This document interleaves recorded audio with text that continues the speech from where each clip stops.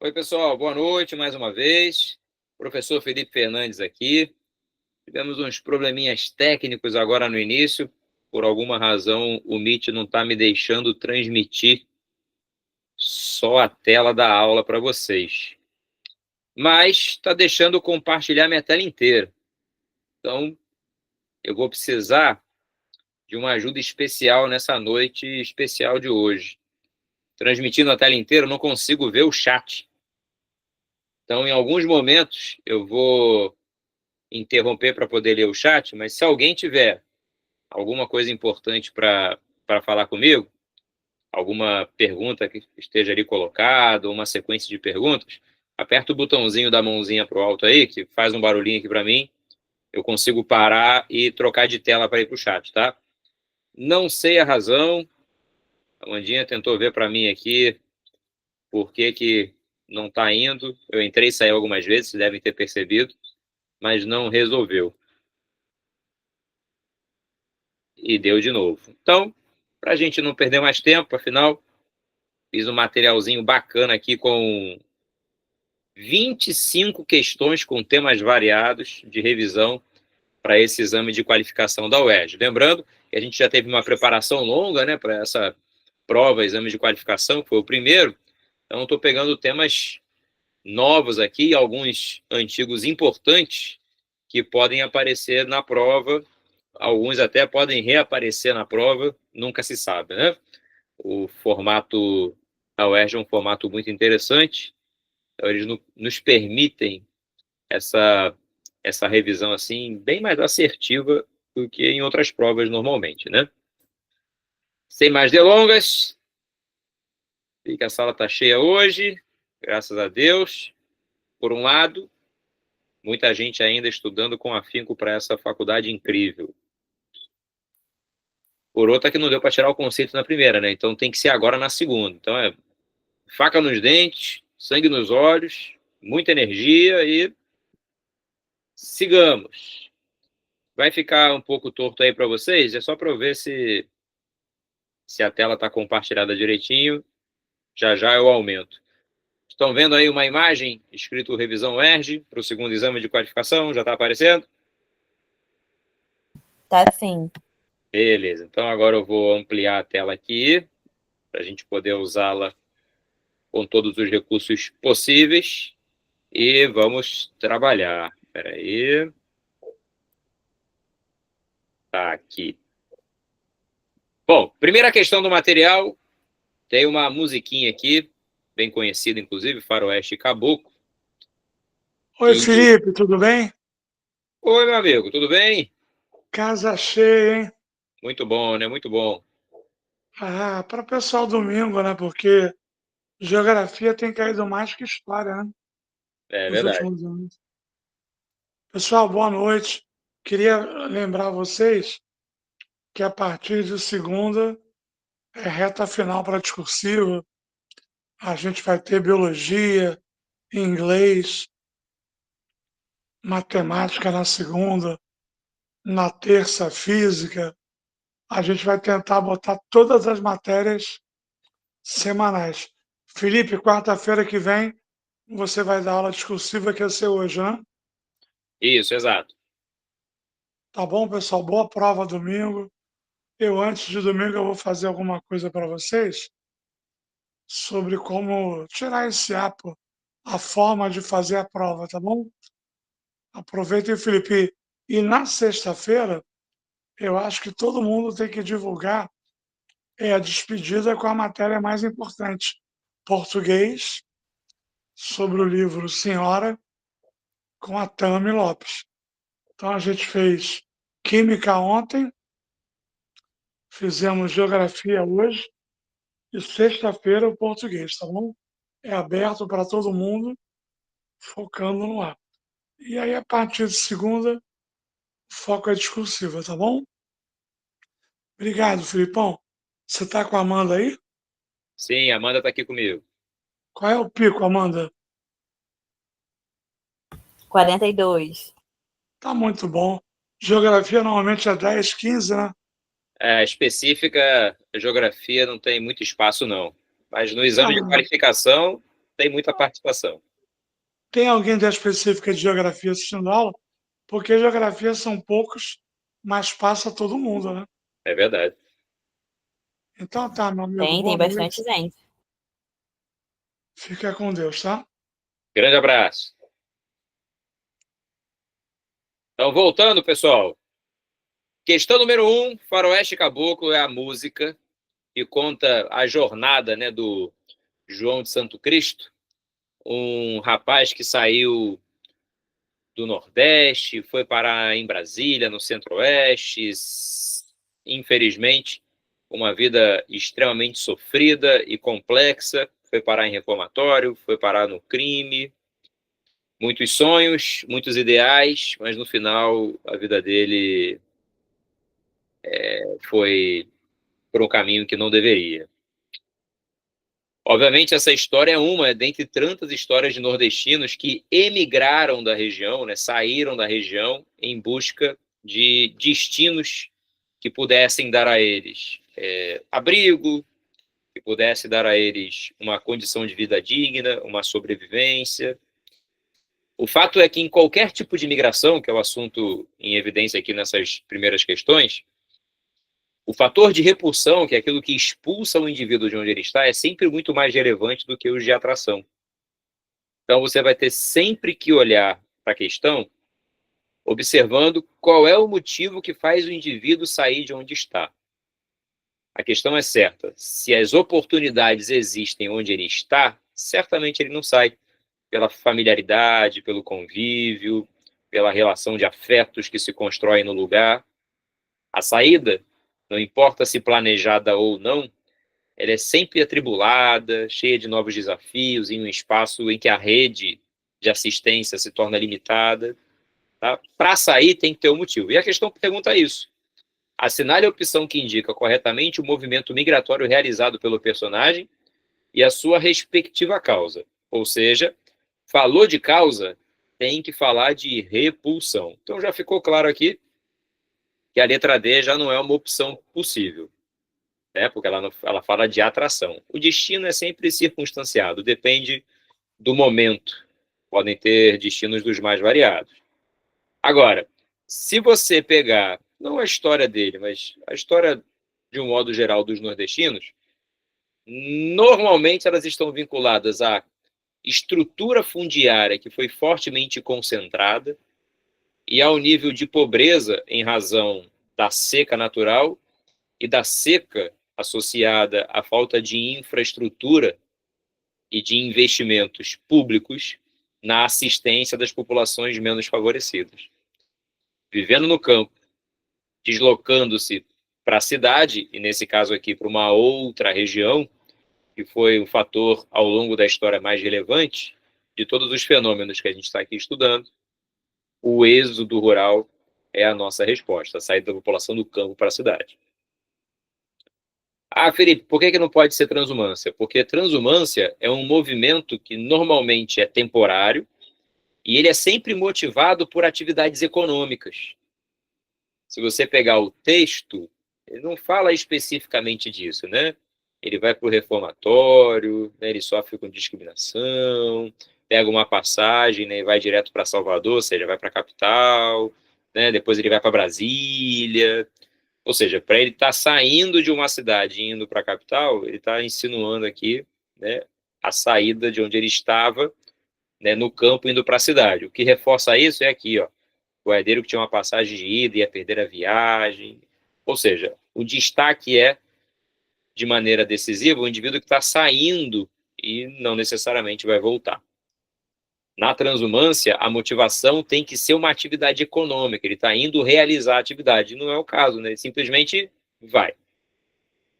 Refugiado é um outro tipo de migrante, né? Que tem uma categoria muito específica. O indivíduo que está fugindo de um lugar em que a vida dele está em iminente risco. Seja por uma guerra, uma perseguição religiosa, uma catástrofe natural, climática, por exemplo. E aí ele busca refúgio em um lugar. Ele é um migrante diferenciado, né? Ele tem a possibilidade de abrigo nos países que são signatários desse acordo, né, de acolhimento de refugiados, independente de ter documento, da condição socioeconômica, de sexo, de idade, não importa, ele tem que ser acolhido, né, receber o abrigo em razão desse acordo internacional. Tá? Então, a nossa resposta aqui é o êxodo rural. Para quem não lembra, movimento pendular é o deslocamento diário que o indivíduo faz de casa para o trabalho, por exemplo, ou que vocês farão em breve, né, de casa para a universidade, por exemplo, se for estudar na UERJ, saindo de Maricá e indo até o polo da UERJ que você vai estudar, que fica em outra cidade. No final do dia, você volta para casa. Esse é o movimento pendular. Beleza? Lembrando, para quem chegou depois aí, se precisar é só levantar a mãozinha, mas eu vou continuar olhando o chat aqui.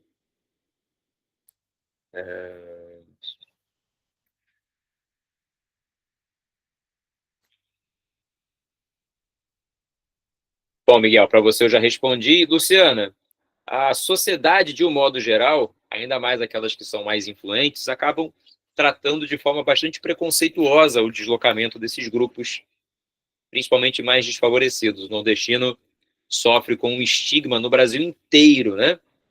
Inclusive de forma pejorativa, né? Sendo chamado por nomes que não necessariamente estão ligados à sua identidade, na maioria das vezes ocupando atividades mal remuneradas, de subemprego, né? Existe esse estigma, que é o que o brasileiro sofre quando, por exemplo, vai morar nos Estados Unidos, né? Lá, né, o nível de preconceito é o mesmo. As instituições religiosas, de um modo geral, né, condenam a prática, embora o passado de algumas delas seja bastante contraditório acerca da escravidão, da superexploração, de subjugar povos a uma condição, né, de pobreza e de manutenção dessa condição, né, lembrando que algumas instituições concentraram muitas terras do país, né, e essa está na origem, a concentração de terras, de toda a nossa gigantesca desigualdade. Tá? Começa lá no período colonial. Questão número 2, hein? As catástrofes que atingiram o Haiti foram responsáveis por deteriorar as condições de vida da população haitiana, colocando em risco suas vidas devido às características ambientais dessa região. O Haiti é o país mais pobre da América e está entre os mais pobres do planeta. Tem uma história linda, né, de uma revolução feita por escravos que conquistaram a independência, mas que ao longo do tempo, por sucessivos governos corruptos e opressores ao longo do tempo, tornaram aquele país um desastre social e econômico. Se não bastasse tudo isso, o Haiti fica localizado numa região propícia a dois grandes fenômenos naturais que são nocivos para qualquer país, principalmente os menos favorecidos, aqueles que ficam mais vulneráveis por terem uma estrutura de recuperação, por exemplo, muito precária e de preparação, né, de forma semelhante, né, muito precária também. Está aqui o Haiti, ó. Fica aqui na mesma ilha que a República Dominicana. E nesse trecho passam duas falhas tectônicas que se movimentam muito e que promovem intensos terremotos, principalmente aqui nessa região. Se não bastasse isso, o Haiti, que fica na entrada aqui do Golfo do México, próximo a Cuba, né, Flórida e tudo mais, ele também fica na rota dos furacões, sendo constantemente atingido por eles. Ou seja, além de todo o desastre social e econômico, que por si só já é assustador, essa é uma região também propícia a esses dois fenômenos. A questão está perguntando isso. Ó. Nesse sentido, ao adentrarem no Brasil, os haitianos podem ser considerados, fazendo um parêntese aqui, tirando os venezuelanos recentemente, os haitianos representaram no Brasil, bem nesses últimos quase 30 anos, o principal, né, o segundo principal fluxo de imigrantes. E a principal razão é que, na América Latina, né, o Brasil é um espaço de acesso mais fácil, devido ao menor controle, por exemplo, das suas fronteiras, e também porque era a região, nesses últimos 30 anos, com a maior pujança econômica. Então, vir para cá era um dos destinos desejados também pelos haitianos. A grande questão é que, nesse caso aí, ele é um imigrante que está se deslocando quando envolve uma questão, né, uma catástrofe dessa natural, motivado, né, por características climáticas, como terremotos e furacões, por exemplo. Agora, olha só que interessante. O conceito de refugiado, ele se estendeu nos últimos anos, envolvendo também questões de influência climática, por exemplo. São chamados refugiados climáticos. Então, no caso de um fenômeno como esse, né, devastador, se ele por alguma razão colocar em risco a vida desse cidadão, ou pós, né, ao evento, ou anteriormente ao evento, pode acontecer dele ser classificado como um refugiado climático também, tá? Está acontecendo, por exemplo, com os cidadãos de Tuvalu, um arquipélagozinho que fica lá na Oceania, e em razão da elevação do nível do mar, ele está desaparecendo, está submergindo, né? E aí o governo tem incentivado a saída da população para diversos países, buscando, né, acordos para esse deslocamento, inclusive a categoria de refugiados climáticos, para que o deslocamento aconteça. Então, nesse caso aqui, ó, o gabarito, até pelos exemplos que nós temos aqui, é a letra B de bola. Bem tranquilo.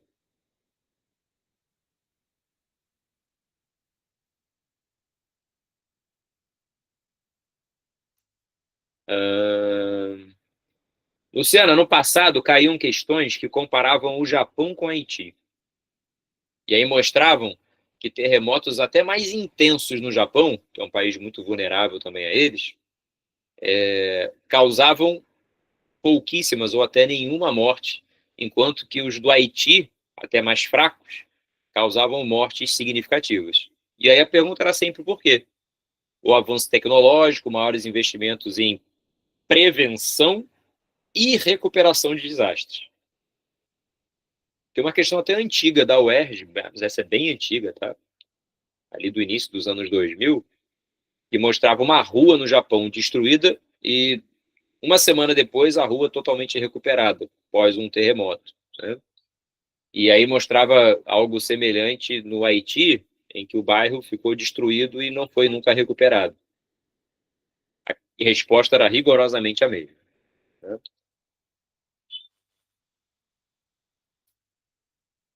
Luciana, infelizmente existe sempre uma elite econômica, mas ela está sempre muito ligada, no caso do Haiti, às redes criminosas de poder. Hoje o tráfico é um problema sério lá também, né? É um refúgio para traficantes que buscam o mercado estadunidense, principalmente, mas em boa parte com as milícias que disputaram e ocuparam o território, né? Explorando os pequenos negócios, os pequenos serviços. Só resumidamente, tá? Um presidente ligado a uma instituição religiosa chamado Jean Bertrand Aristide, ele, ao retornar ao governo, depois de inúmeros governos corruptos e golpes que aconteceram, né, ele resolveu destituir o exército, acabar com a força militar no país. E aí, automaticamente, ele transformou esses grupos, junto com a população local, em milícias armadas que passaram a disputar o território e a controlar o país. O Brasil, inclusive, né, nos anos 2000, eles, próximo ali de 2004, né, vão iniciar um projeto ligado à ONU, né, chamada MINUSTAH. Era uma operação da ONU para ajudar no processo de recuperação dos territórios e de paz. Avançou-se muito, mas não se resolveu o problema, infelizmente. Questão 3, hein? Diversas pessoas saem diariamente de seus países de origem ou de onde têm residência fixa para morar em outro. Os motivos são vários: para estudar, buscar melhores condições de vida, oportunidade de trabalho, aprender nova cultura.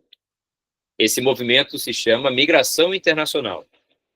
No geral, essa movimentação é voluntária e quando essas pessoas chegam ao novo país, são consideradas imigrantes, legais ou não, tá?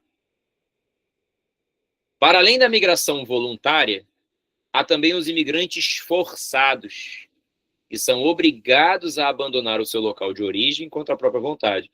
É a galera que sofre com a diáspora, ou migração forçada.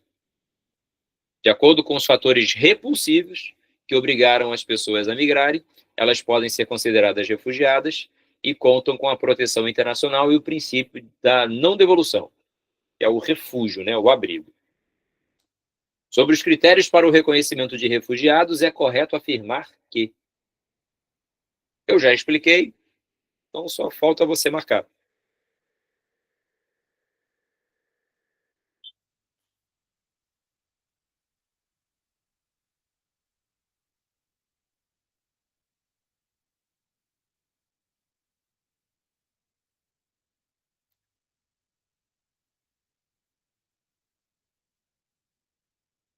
Boa, já dei uma espiada ali no chat. A maioria foi na B, né?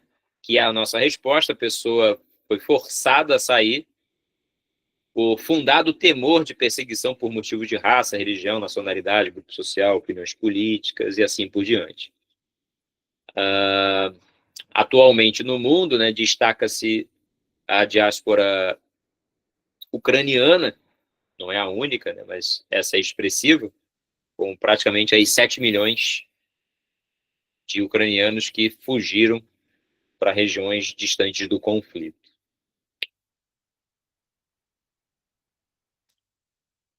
Mudando de assunto, hein? Chega de população. Migração é um tema quente. Estudem. Importante para a prova, tá? Principalmente aqueles 5 que a gente sempre estuda: nomadismo, êxodo, forçada, diáspora, transumância e pendular. Nesse pequeno resumo aqui, eu abordei todas elas com vocês. Questão 4. O setor agropecuário norte-americano é um dos mais modernos e produtivos do mundo, principalmente por causa da intensa mecanização e auxiliada por fatores naturais, topografia do terreno, solo fértil, clima. Dependendo da região do país, existe um potencial maior ou menor. As áreas de cultivo são organizadas em grandes faixas, zonas ou cinturões, denominados belts. Eles foram formados levando em consideração o contexto histórico de povoamento e condições naturais, como os tipos de clima e de solo. Isso já foi questão da UERJ, tá? No passado, que falava especificamente sobre um desses que eu vou destacar aqui. Mas os belts, de modo geral, eles se dividem entre os cinturões que atendem à demanda da população, sobretudo local, regional, com produtos ligados a um consumo mais imediato, são mais perecíveis, são os hortifruti granjeiros, né, laticínios, como é o caso, né, dos green belts ou do dairy belt. Os outros já são aqueles ligados à produção de commodities, matérias-primas que são comercializadas internacionalmente, inclusive, como é o caso do milho, da soja, né, da cana-de-açúcar, do algodão, entre outros. Aí a pergunta é: assinale a alternativa verdadeira sobre os tipos de cinturões. A diz assim, ó: os cinturões verdes, green belts, ficam localizados no nordeste dos Estados Unidos, mas podem ser encontrados em outras regiões. São produções hortifruti granjeiras, concentradas em pequenas propriedades e que ficam ao redor dos centros urbanos. Nessa região também ficam os dairy belts, tá? Os cinturões ligados ao laticínio, por razões semelhantes. Produtos mais perecíveis, de consumo mais imediato, que não podem ser armazenados, nem percorrer em grandes distâncias. Esses cinturões verdes, eles ficam sempre próximos das regiões de consumo. Aqui no Rio de Janeiro, por exemplo, o cinturão verde fluminense pega principalmente a região serrana, aqui do Rio, que abastecem o Ceasa, por exemplo, e a região metropolitana. Então, boa parte, né, do alface, do agrião, do morango que a gente come, sai dessa região próxima. Sai de madrugada, é trazido lá pelo atravessador, pelo feirante para a feira, ou pelo transportador para o mercado. Tem uma demanda regular, dificilmente são produtos que servem como matéria-prima, por exemplo, né, porque eles ficam com uma capacidade pequena de armazenamento, não podem ser congelados em grande medida. Bom, com isso, a gente já mata a questão que a letra A é a nossa resposta. Tá lá no Nordeste dos Estados Unidos, ficam localizadas essas regiões.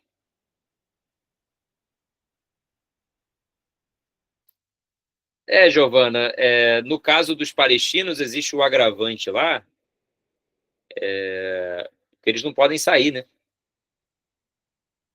É até um desejo, né, deles, mas o fechamento dos muros, dos checkpoints, né, das travessias, impede que aquela população que está sofrendo bastante consiga sair de lá. Né?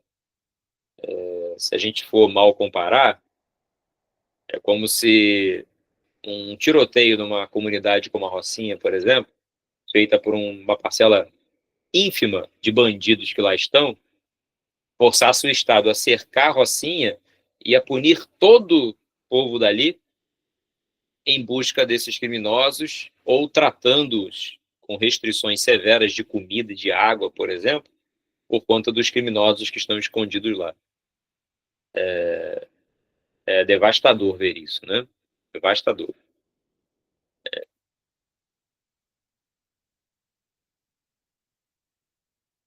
Bem-vindo, Andrés. Então, Giovana, só não é porque eles não podem sair de lá, né? Mas é fato, se não tivesse muro, cerca para impedir a saída, a população, em sua imensa maioria, já teria abandonado aquele lugar.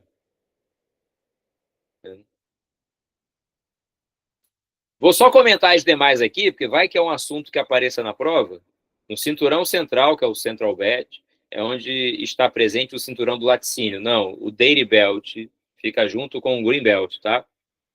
Inclusive, na questão da UERJ, que caiu esse assunto faz algum tempo, a pergunta era sobre o Dairy Belt e a resposta era a proximidade dos mercados consumidores. O Nordeste dos Estados Unidos tem uma grande parcela da população do país vivendo ali nos arredores de Nova York, por exemplo. Tá? E nessa região, né, embora seja o gado leiteiro, não é na região central, e sim, por exemplo, no Nordeste dos Estados Unidos. O cinturão do algodão fica localizado na região dos cinturões verdes. Não, o algodão fica na porção centro-sul do território estadunidense. Processo histórico desde o período colonial, quando se explorava trabalho escravo nas plantations. Quem já assistiu aí filmes sobre a escravidão nos Estados Unidos, né? 12 anos de escravidão. Teve um recente agora, que conta a história até de um músico, Pecadores.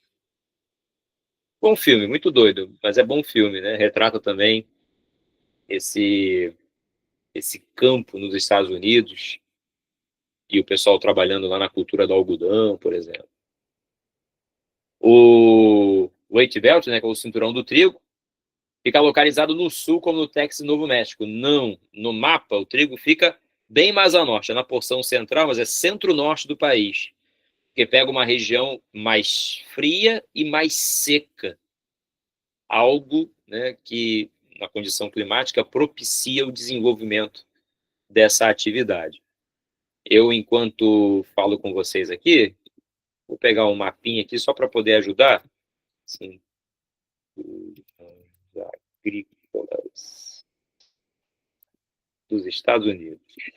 Só para poder ajudar a ilustrar, eu já faria isso de qualquer maneira. Então, não custa nada ajudar. Deixa eu pegar. Esse aqui é melhor.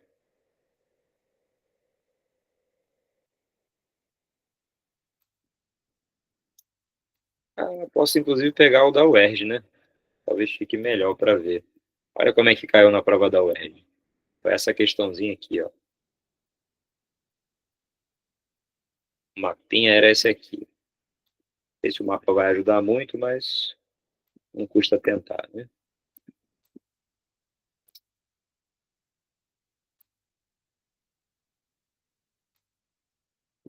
E vai ficar muito embaçado. O Dairy Belt, cinturão do leite derivados, que é o mesmo cinturão verde, região nordeste dos Estados Unidos, tá? Vou pegar o outro mapa que vai ficar melhor. E acho que esse ajuda.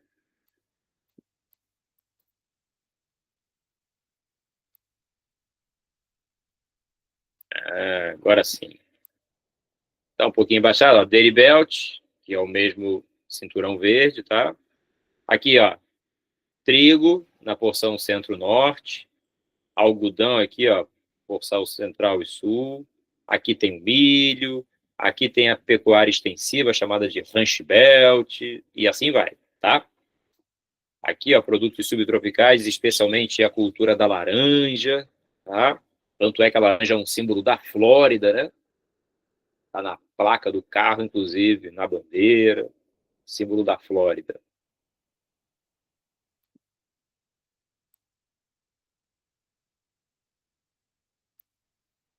Vamos um pouquinho mais. Vamos ver se tem pergunta.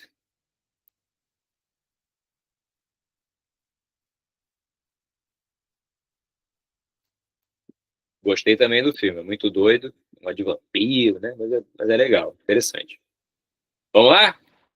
Questão número 5, hein? Na fotografia a seguir de uma área do interior de São Paulo, registra-se um intenso processo erosivo. Erosão nada mais é do que o deslocamento de massa de materiais que estão mais próximos à superfície, podendo acontecer por diferentes agentes, como, por exemplo, a água que escoa pela superfície e remove esses materiais, levando a um deslizamento de terra, por exemplo. Isso pode estar ligado a maior ou menor declividade do terreno. Aqui você pode perceber que o terreno tem uma declividade, né, e uma intensa área aqui que sofreu com deslizamento de terra.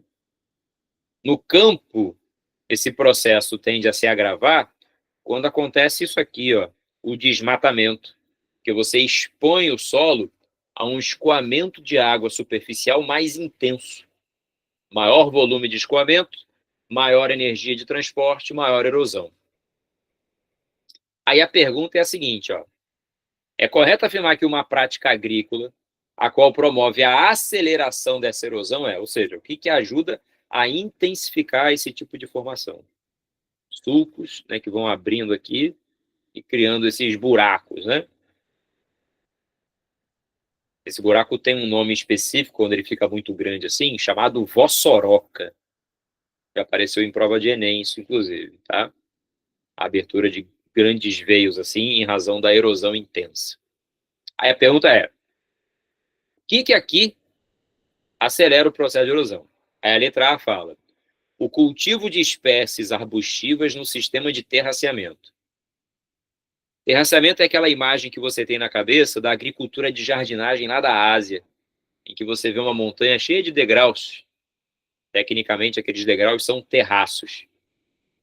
E ao fazer aquele recorte na encosta, o que você busca é diminuir a velocidade do processo de escoamento das águas. Então, na verdade, o terraceamento ele diminui a erosão e não aumenta.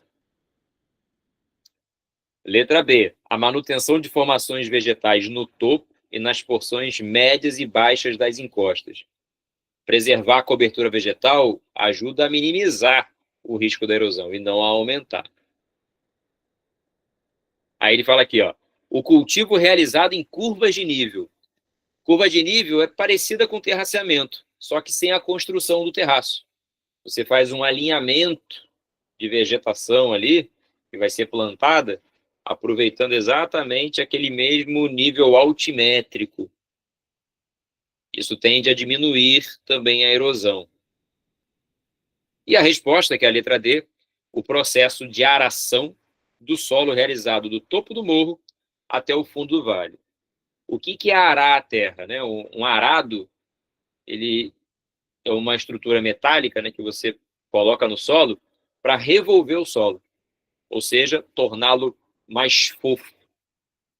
Se eu fizer isso do topo do morro até o fundo do vale, além de tornar o solo mais frágil, porque eu estou revirando ele, eu abro um veio que facilita o escoamento da água, ou seja, aumenta a energia de transporte, o escoamento superficial e, consequentemente, a erosão. O gabarito é a letra D. Essa é a nossa resposta.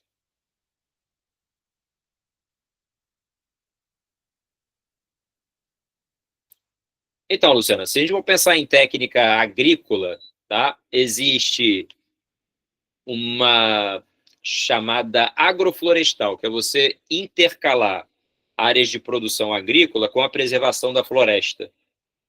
Então, seria mais ou menos assim: uma faixa com a vegetação original, uma faixa com plantio, uma faixa com vegetação original, uma faixa com plantio. Eu tenho uma tendência a preservar o solo, né, porque eu exponho menos ele ao escoamento superficial, por exemplo. Terraceamento, que é uma técnica na Ásia, numa região que chove muito, né? O clima de monções é muito chuvoso no sul da Ásia, por exemplo. Então, aproveitar a área de encosta para plantio é muito difícil lá. Então, construir terraços, uma boa estratégia. Curva de nível também, isso é muito usado aqui no Brasil, no Sudeste, nos morros aqui onde se planta café, por exemplo. Aproveita-se, né, curva de nível para diminuir a erosão. Agora, existem técnicas de engenharia, né? Você construir muro de arrimo, né? Estruturas que garantam a sustentação da montanha, canalizar o curso de água, né? Criar uma rede de drenagem, como se fossem tubulações, que vão captar essa água por onde ela escoa e levá-la de maneira controlada para, né, algum lugar. Eu, por exemplo, aqui no Rio de Janeiro, moro num bairro com muitas colinas, né? Eu moro no topo do morro. É uma região que foi planejada para ser urbanizada, né? Então são muitos prédios. O meu prédio fica exatamente no topo do morro, tá? Bem no topo. Todos os prédios aqui em volta, né, também são assim. Só que não tem problema de deslizamento. Embora seja um morro, a água canalizada, toda a drenagem, né, das galerias pluviais, por exemplo, evita um risco de todo esse material, né, parar lá embaixo. Então também existem formas de engenharia. Quem já passou em estrada, por exemplo, de repente já reparou naquele paredão que a prefeitura geralmente faz, ou o governo do estado, não importa, que parecem uns pinos, assim, né? Uns parafusos. E são literalmente parafusos, tá? São estruturas que são enfiadas na estrutura de rocha para poder segurar aquele paredão de cimento, por exemplo, construído, e ele ajudar a evitar o deslizamento de terra. Então, até isso é possível ser feito. Como a urbanização e a agricultura intensiva afetam o solo. Então, essa urbanização, quando ela é desordenada, vai provocar o oposto do que acontece aqui onde eu moro, por exemplo. Que você vai ter construções feitas de forma irregular, com pouca sustentação, sem controle da drenagem, e que, infelizmente, podem ficar muito mais vulneráveis e deslizarem, né? Acontecem muito nos morros aqui do Rio, de Niterói. No litoral brasileiro como um todo, né? A gente mora num domínio chamado Mares de Morros, né? Ou a gente está pertinho do mar onde enche, ou está em cima do morro onde desliza. Então, nesse caso, a urbanização desordenada contribui para isso. O desmatamento contribui para acelerar o processo, né? Pela exposição do solo, obviamente.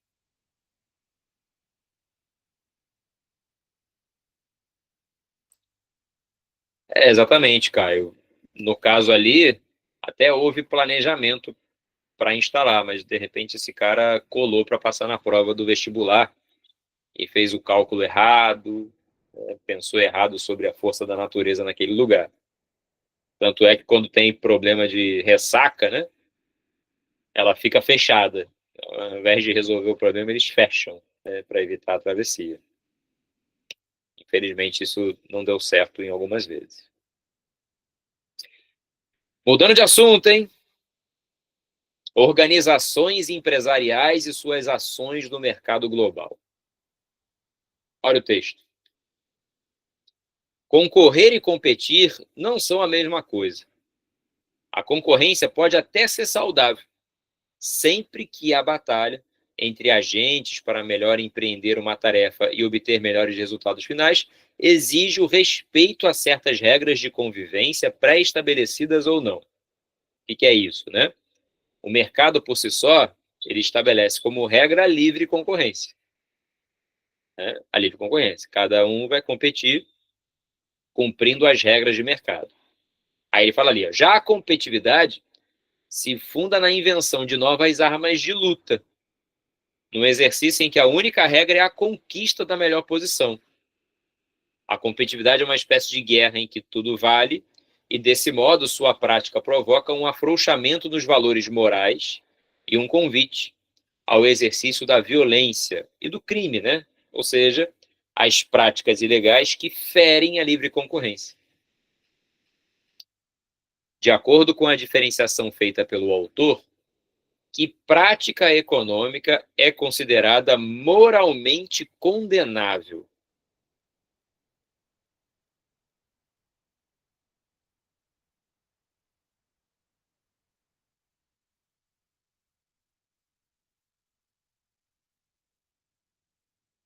A questão gera dúvida, tá?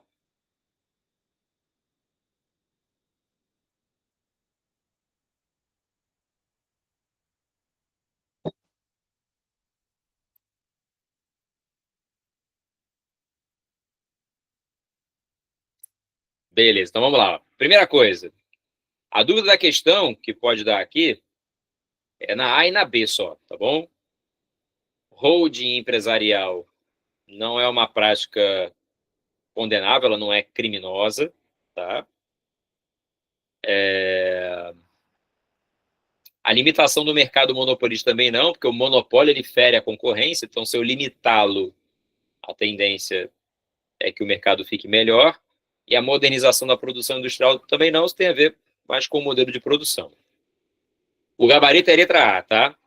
O dumping comercial. Por que ele fere a concorrência? Geralmente é uma grande empresa que tem poder econômico suficiente para manter um período de prejuízo financeiro, colocando produtos com preços muito abaixo dos seus concorrentes. Essa é uma prática, inclusive, ilegal. Países fazem isso e chamam de protecionismo. Empresas fazem isso também, tá? O único objetivo é ganhar mercado e falir concorrente. Como é a estratégia ilegal, comprovadamente ilegal, dumping comercial, essa é a nossa resposta. Agora, quando aparece aqui, ó, fusão da função administrativa, a palavra fusão de empresas pode remeter você a um truste empresarial, que é um modelo parecido com o da holding, né? A diferença é que as empresas viram uma coisa só, ficando cada vez maiores. É uma empresa comprando a outra e ficando cada vez maior. Tá? O trust empresarial, ele só fica ilegal quando ele gera um monopólio. No Brasil, por exemplo, só vai ocorrer isso se uma empresa controlar mais do que 70% do mercado onde ela atua. Algo sempre pouco significativo e provável.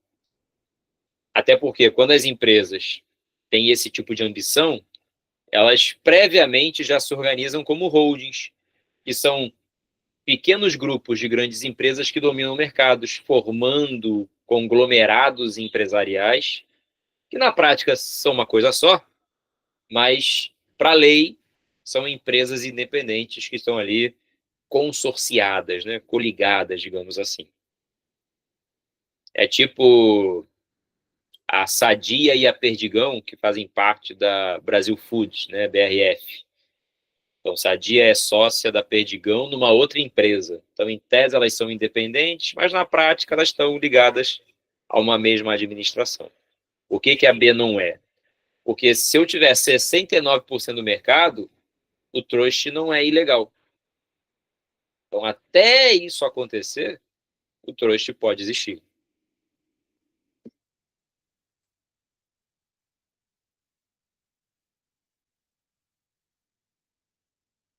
Isso, Mariana, tipo Casa Bahia e Ponto Frio, né, que faz parte lá do grupo do Pão de Açúcar, né, se eu não me engano, isso, Pão de Açúcar. Acontece com a Stellantis, que é uma empresa automobilística dona da Fiat, Chrysler, Jeep, Dodge, Citroën, Peugeot, dona de um monte de marca, né? Entre outras empresas que praticam o mesmo.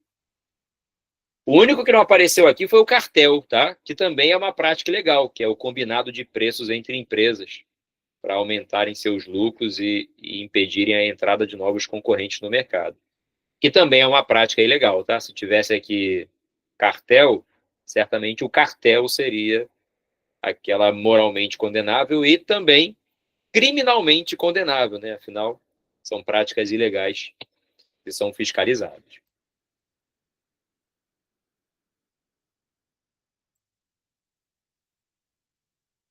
Então, eu dei prioridade para migrações, tá?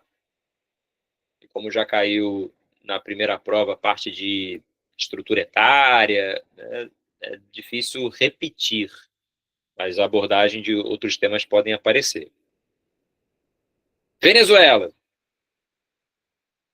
Venezuela é um país que até ali, mais ou menos, tá? 2007, 2008, estava entre os mais ricos do mundo, maior reserva de petróleo do planeta, e na América Latina era disparado a maior economia. O grande problema da Venezuela é que todo esse crescimento econômico ele veio acompanhado de uma dependência do país em relação ao petróleo, é uma economia basicamente dependente dos royalties, da riqueza gerada a partir dessa produção, e de uma fase da economia mundial, ali no início dos anos 2000, o Brasil também surfou muito nessa época, nessa condição, que era o boom das super commodities. Vou repetir, hein? O boom das super commodities. O que era isso? Matérias-primas estavam sendo comercializadas no mundo com preços cada vez mais altos. E a principal razão era a demanda voraz da China naquele momento. E aí, os países como um todo, produzindo recursos minerais, produtos agrícolas e vendendo a preços exorbitantes, estavam felizes da vida, né? O Brasil também. Só que aí veio a crise de 2008, a crise econômica mundial, o que fez com que esses países, né, perdessem esse poder econômico das commodities, elas caíram vertiginosamente de preço, e aí, consequentemente, a Venezuela foi parar num buraco.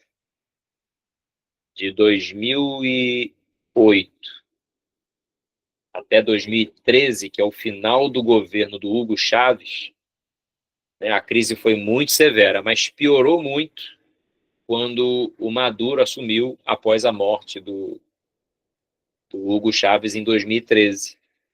Fase essa em que a Venezuela mergulhou na maior crise humanitária da época. Tá? Colapso a ponto de perder completamente o valor da sua moeda, da população entrar num quadro de pobreza gigantesco, de ter um fluxo migratório forçado gigantesco também, né? O pessoal fugindo da pobreza. A pergunta quer saber? Um dos motivos que originou essa crise da Venezuela, que persiste até hoje, né? Ainda não foi recuperada, longe disso. Gabarito? A dependência econômica na exportação de petróleo. A gente viu isso acontecer com o Brasil, tá?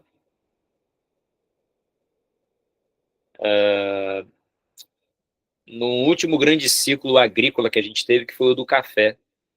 O Brasil dependia muito do café e foi quebrar o setor para o país quebrar também. De lá para cá, a gente diversificou melhor a nossa economia. Isso faz com que um setor, de repente, sofra e o outro não. Eu, por exemplo, este ano, estou até um pouco mais vagabundo, né? Eu estou só com 6 empregos. Trabalho em 6 lugares diferentes. Já foi mais. Se eu perder um, por exemplo, vou sentir, obviamente, mas os outros vão me segurar. Posso até, de repente, escolher um lugar para sair se eu não estiver satisfeito, por exemplo, porque, obviamente, tem a possibilidade de me sustentar em outros lugares. Se fosse um único emprego, já era, não daria para fazer isso. É o mesmo raciocínio para o país, tá? Ele não pode ter uma única fonte de riqueza ou pouquíssimas fontes, porque qualquer crise no setor vai comprometer. Obviamente que existem ações externas que pioram o quadro venezuelano.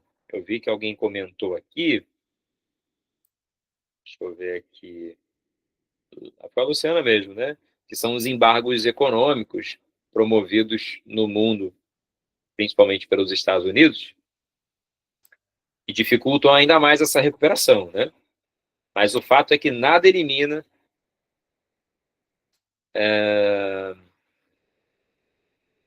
isso, Andressa, Mariana, já expliquei, né? Mesmo sem ler, acabei explicando. Os embargos, eles pioram a situação. Mas mesmo que esses embargos não existissem, a Venezuela não estaria muito diferente do que está na atualidade, não, tá? Qualquer outra conversa semelhante é balela. Os mercados ainda estão muito distantes de uma recuperação. O próprio Brasil, com o setor de petróleo, sofreu muito. A gente não teve embargo nenhum, mas isso acabou sendo motivo para o impeachment da Dilma, para essas mudanças no nosso cenário político, né? Uma retomada de uma onda de caráter nacionalista, né? Enfim, muda governo, sai governo, proposital ou não, a gente continua num quadro crítico, né? De inflação, de desvalorização de moeda, de perda salarial. A situação também está muito grave no nosso país. Então, Luciana, esse é um quadro delicado, tá? Aconteceu na Rússia também, na década de 90. Com o colapso total da economia, as redes criminosas tendem a ascender ao poder. E as acusações internacionais são de que o governo do Maduro hoje, parcialmente, né, é sustentado por forças de narcotraficantes. Aqueles grupos que antes estavam na Colômbia, por exemplo, migraram para a Venezuela e passaram a exercer um poder significativo dentro do território e do país. Então, associar o governo às redes criminosas, né, nesse caso, foi só mais um passo. As investigações giram em torno disso, né? E há indícios muito fortes de que isso pode, de fato, estar acontecendo, né? Isso aconteceu na Rússia. Os grupos de milícias praticamente assumiram o controle do país. A Venezuela não é diferente.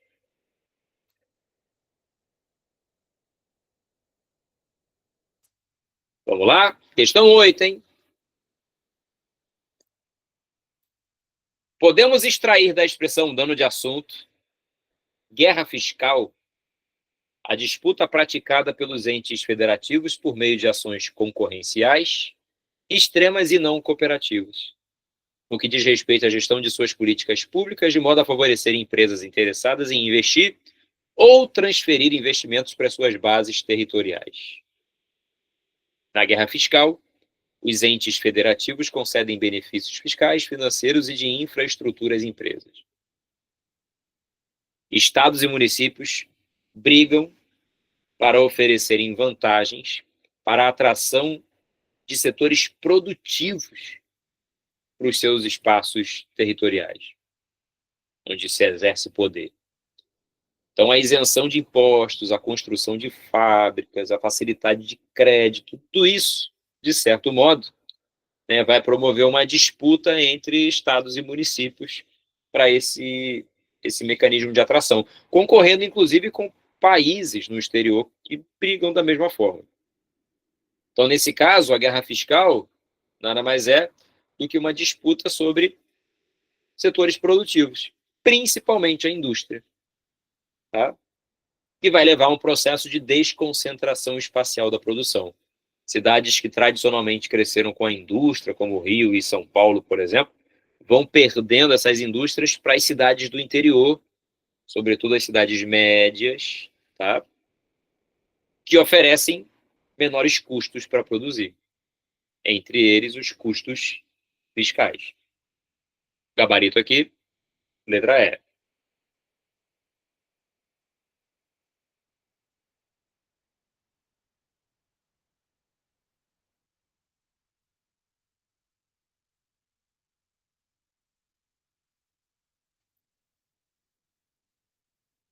Exatamente, Caio. Exatamente. Embora tenha desconcentração, as cidades médias mais próximas dos grandes aglomerados populacionais, das grandes metrópoles, acabam sendo privilegiadas, né? Elas ficam distantes o suficiente para reduzir custo, mas próximas o suficiente para influenciarem e comercializarem seus produtos, né?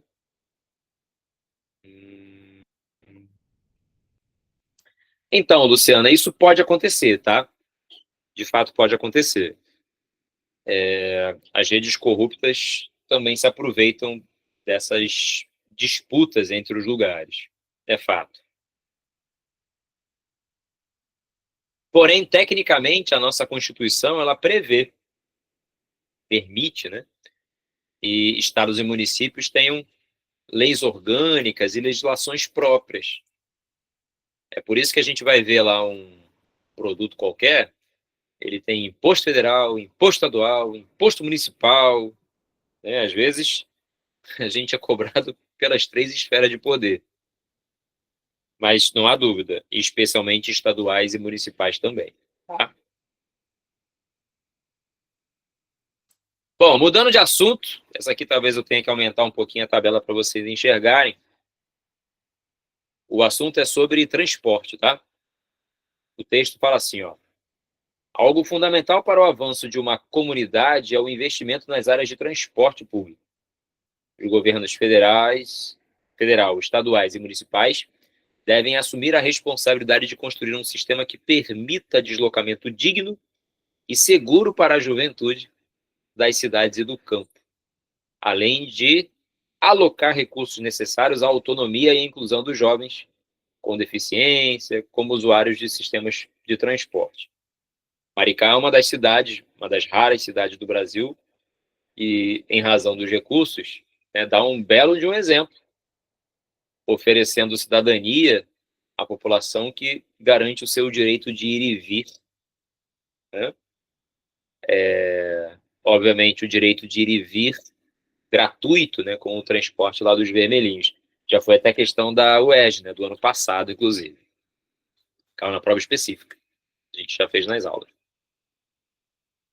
Gleiciane, em sua pesquisa para analisar os dados típicos de percurso dos transportes de massa de uma cidade, utilizou a tabela abaixo. Eu vou aumentar aqui para facilitar para você ver, tá? Então tem aqui, ó, ônibus, bonde, metrô, trem, barcas, a distância percorrida e o tempo gasto nesse percurso. Transporte, quando é de carga, por exemplo, ele vai exigir uma análise bastante complexa de fatores que podem interferir no seu custo total. A distância a ser percorrida, a urgência na entrega do produto, o valor agregado do produto, né, se um produto é caro, se o produto é barato. Se esse transporte, né, vai encontrar no caminho alguma limitação natural, né, uma intempérie climática, um relevo acidentado, né, e o seu custo, né, de instalação e manutenção. Então, quando eu olho para os transportes, existem algumas categorias gerais que merecem destaque. O transporte aéreo, que é o mais caro em todas as condições. Então, ele só serve para longa distância com urgência de entrega para produto caro. Pouca capacidade de carga, por exemplo.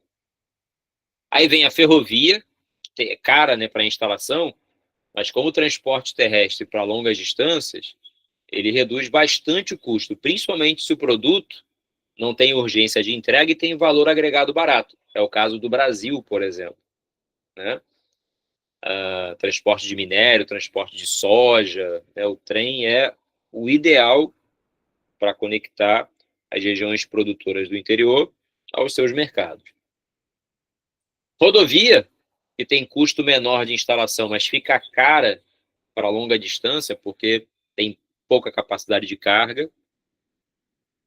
O transporte por tubulação, né, a dutovia, óleo, gás, água, até minério dá para transportar, mas é limitada, né, não pode transportar qualquer coisa em qualquer lugar.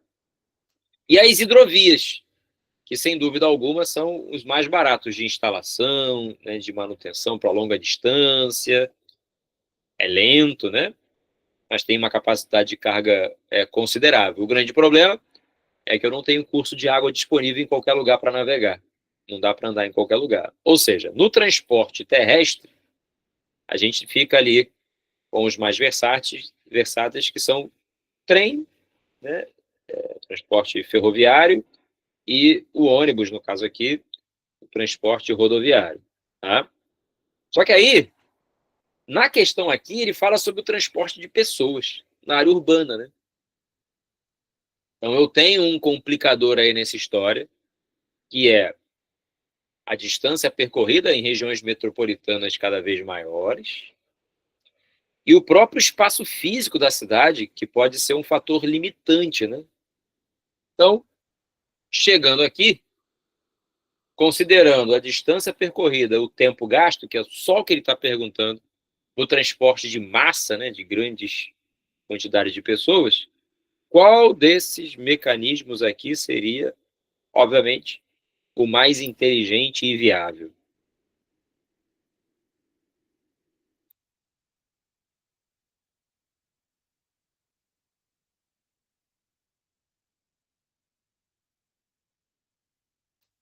Facinho, né? O metrô.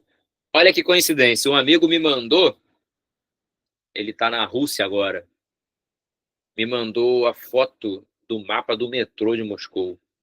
Fiquei impressionado. Um metrô gigantesco e super complexo, consequentemente muito eficiente. Metrô no mundo, né, funciona muito bem, mesmo nos lugares que tradicionalmente ele tem uma fama ruim de serem sujos, né, velhos, como em Nova York, por exemplo. Tá? Metrô sujo, metrô velho, mas que funciona, liga tudo a todo lugar. Ah, metrô é cheio no Japão também, mas chega rápido. O ônibus é sempre mais limitado, tá? Então, o gabarito aqui, letra C, essa é a nossa resposta. Tem pergunta aqui. Então, Luciana, os desafios são múltiplos, né? O, o sistema ideal de transporte é o chamado intermodal. É aquele que permite a conexão de diferentes modais de transporte numa mesma linha, né? Aproveitando o que há de melhor em cada uma delas. Eu tenho o hábito de falar que o transporte rodoviário não é bom, mas não é bom em que situação, né? Como a gente tem hoje. Percorrer longa distância, ficar preso no engarrafamento, poluindo. Mas para pequenas distâncias ele é muito útil, é muito versátil, porque você pode mudar de direção, acompanhando uma rua diferente, o trem não faz isso. Né? Então, conectá-los seria o ideal. Agora, o transporte de massa, se o projeto do metrô, por exemplo, da região metropolitana, estivesse certinho, como foi pensado lá atrás, a gente teria metrô hoje indo até São Gonçalo, passando por baixo da Baía de Guanabara, Niterói, indo até São Gonçalo, indo até o Recreio dos Bandeirantes, Guaratiba. Hoje, né, as linhas são limitadas demais.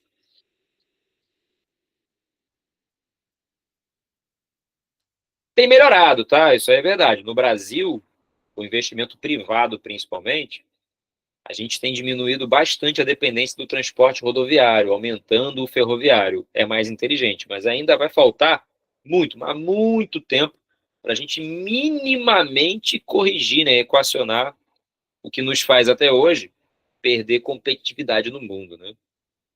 Que é ter um sistema de transporte muito caro, sua relação custo-benefício é muito baixa. Na região norte nem se fala, né?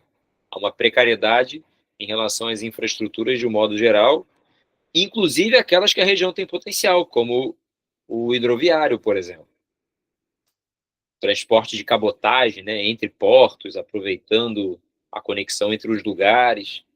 A região norte poderia ser certamente muito melhor aproveitada, mas ainda não é. Aí, ó, para o nobre amigo que perguntou, questãozinha sobre população aqui, ó, que merece uma atenção.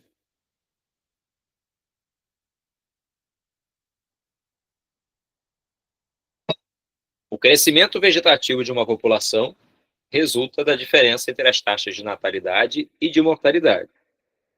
Você vai ver, ó, o crescimento anual da população brasileira atinge o menor nível da história. Se você for ver a data aqui, ó, no gráfico, ó, aqui é 1872 até 1890. Vai ter uma quedinha aqui, ó, entre 20 e 40. Depois volta a subir, até que o declínio chega às taxas incríveis de hoje. A taxa de aumento populacional hoje de 0,52, a gente só perde para Cuba na América. Muito baixa, tá? Tudo que está acontecendo aqui, nesse gráfico, a exceção desse momento aqui, né, que envolve a crise de 29, final da Primeira Guerra, o início da Segunda, né? Então, uma fase muito crítica para o mundo, não só aqui no Brasil. O restante, você tem um padrão, uma tendência natural de declínio dessa taxa de crescimento vegetativo. E a pergunta é, o menor crescimento anual da população brasileira, registrado no censo de 2022, ou seja, o resultado de tudo que aconteceu aqui, nessa fase mais padronizada, né, em relação ao declínio, mostra que atualmente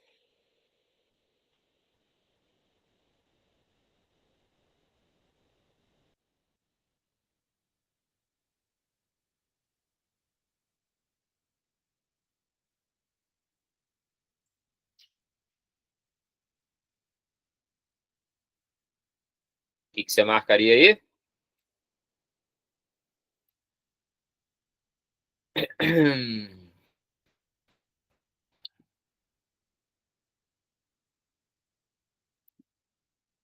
Desculpa, mexi, né?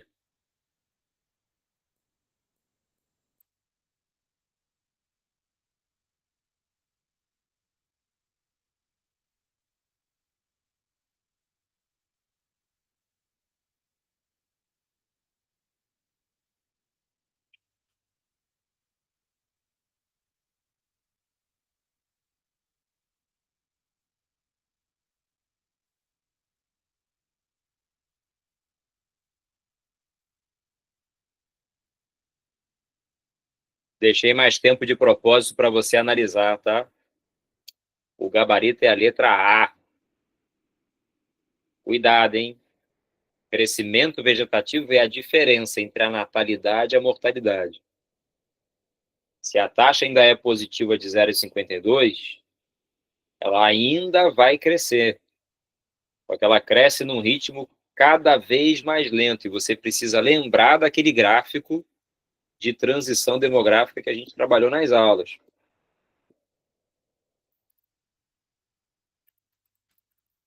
Quer ver? Ó? Vou pegar o gráfico aqui só para a gente entender.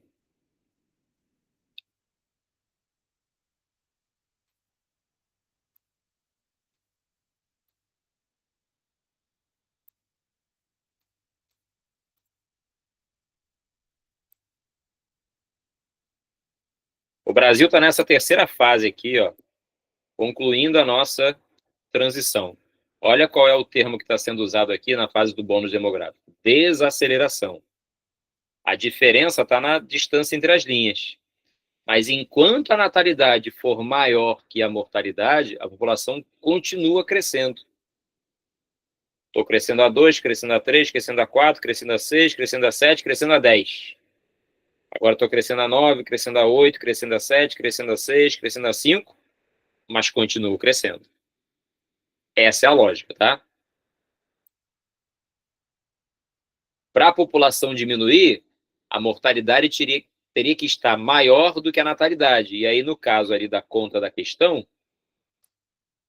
a informação dela, né, deveria estar com um número negativo. E ainda não está. Tá vendo aqui, ó?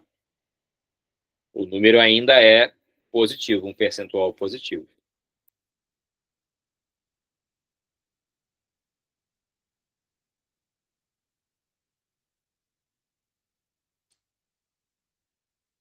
Leonardo, aproximar o quê? O gráfico? Tá aqui, ó. Esse foi o gráfico que a gente trabalhou na aula de população. Tem material aí nos grupos de vocês. Comportamento clássico. O Brasil está exatamente aqui, ó. Se você olhar essa curva do crescimento vegetativo, perceba que ela aumenta quando a distância entre as linhas fica maior e começa a diminuir quando a distância fica menor. Mas continua ainda positivo.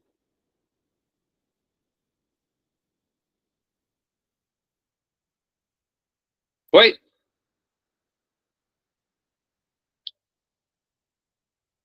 Então, Rayane, hoje, um país que merece uma atenção especial para isso é a própria China. A China já começou uma fase de crescimento vegetativo negativo. Em razão da sua política demográfica radical, começou lá na década de 70, né, forçada, hoje a população da China já está diminuindo. Os resultados já dão um saldo negativo. A Coreia do Sul está bem próxima, mas ainda não. Ainda não.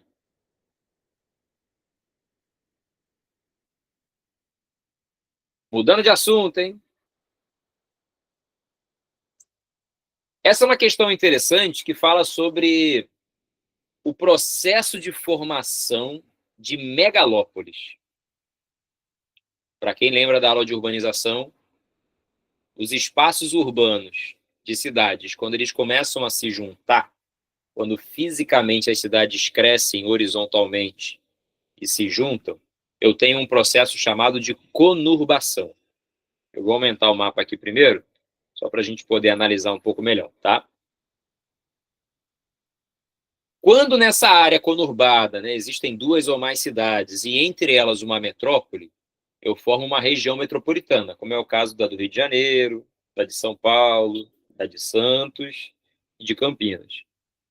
Agora, quando eu tenho a junção de áreas conurbadas, em que há duas ou mais metrópoles, eu tenho a formação de uma megalópole. Só que aqui, ó, a imagem diz limite hipotético da megalópole, a mancha urbana que vai juntar essas 4 regiões metropolitanas, por exemplo.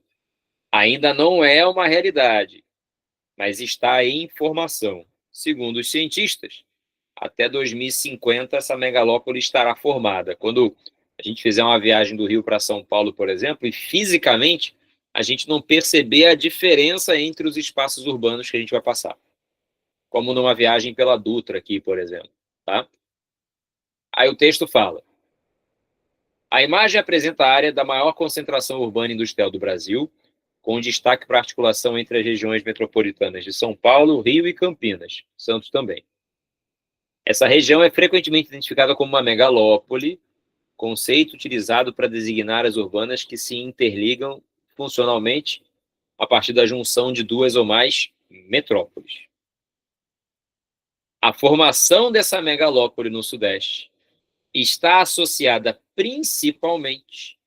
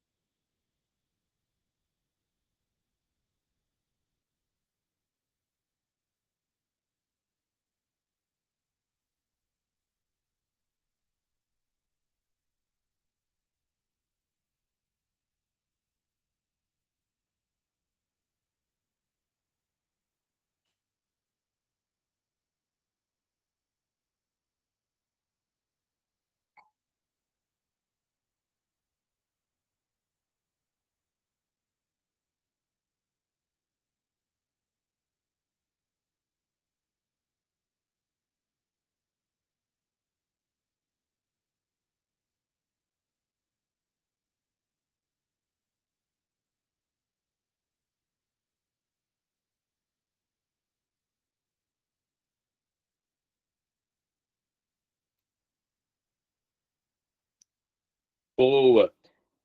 Poderia gerar uma dúvida aqui, porque ele começa falando de descentralização produtiva, né, e a predominância de uma economia, só que ele fala de atividade do setor primário da economia na dinâmica regional, e não é. A concentração de atividades econômicas estratégicas nesse eixo que fica entre as regiões metropolitanas, tornando a importância delas muito maior. Se eu pegar, por exemplo, Rio e São Paulo, eu hoje tenho a ponte aérea, que é uma espécie de uma linha contínua de avião circulando todo dia entre essas duas cidades. Inclusive partindo de aeroportos diferentes, né? Que no Rio, por exemplo, sai do Santos Dumont, mas sai também do aeroporto de Jacarepaguá, sai de Maricá, né? Você tem rotas conectando esses espaços muito mais do que com outras cidades aqui, relativamente próximas, por exemplo. Isso acontece por quê? Porque a complexidade dos serviços estratégicos estão fortemente concentrados nessa região, que vai apresentar uma logística também mais complexa, diversificada e dinâmica para a formação dessa possível megalópole. Discute-se, inclusive,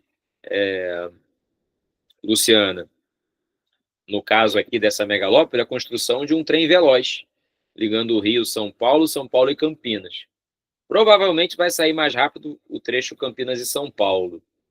Seria semelhante ao trem-bala do Japão, né?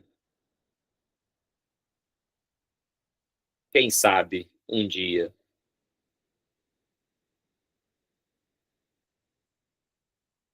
Vitória, certamente, tá? Vou pedir para colocarem para vocês esse material, tá bom? Vou disponibilizar sim.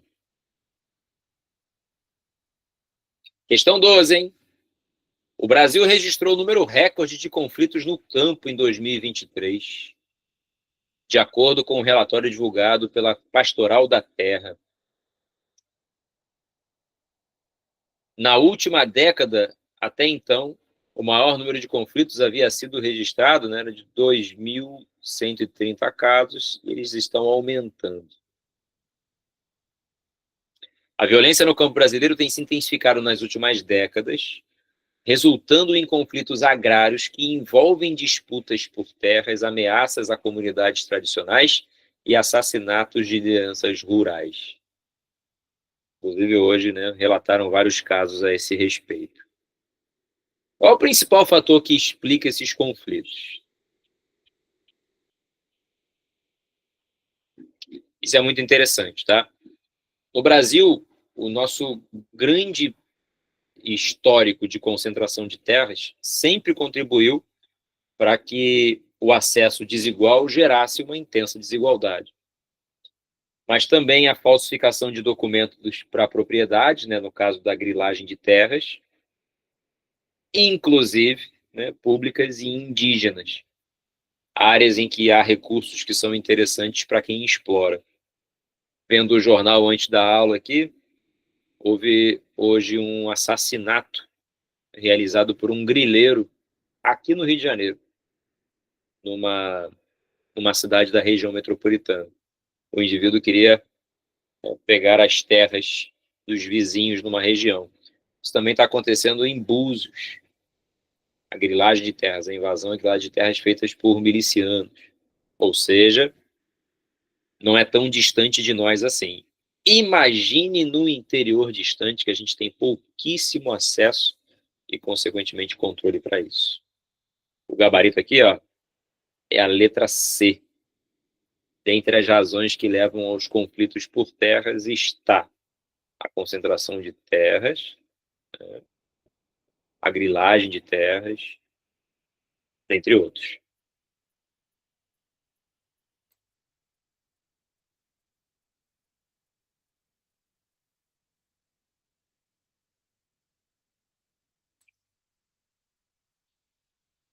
Isso, Dorothy Steng foi assassinada por isso. Chico Mendes, que também é uma figura notória, assassinado, mas por questões ambientais, né, de preservação, de unidade de conservação. Isso para falar só as que ganharam notoriedade, né? Fora o tio Zé, o tio Chico, que acabam também sendo expulsos da sua terra ou assassinados por conta do interesse dessas grandes forças de poder, criminosas, obviamente. Então, a Pastoral da Terra, ela funciona como um movimento social ligado, né, à igreja e ajuda nesse tipo de denúncia, né? Dá voz aos grupos que são diretamente atingidos nessas regiões de conflito, a FUNAI, por sua vez, né, com os indígenas, por exemplo, o INCRA com os movimentos sem terra, mas é um trabalho muito difícil, né? Eles lutam com forças muito significativas. E aí eu complemento com o que você acabou de comentar, Luciano. No Brasil existe uma bancada ruralista muito forte, né? Que hoje, inclusive, eu recebi o documento, deixei para ler mais tarde, eu estou a fim de dormir indignado hoje. Eles querem mudar os livros didáticos, diminuindo o peso da influência do agronegócio, da agricultura empresarial, como um agente destruidor do meio ambiente, desmatador, de grande importância, né, nesses desastres para um setor importante, econômico, dinâmico, que garante riqueza para o país. Quem está fazendo isso? A bancada ruralista no poder.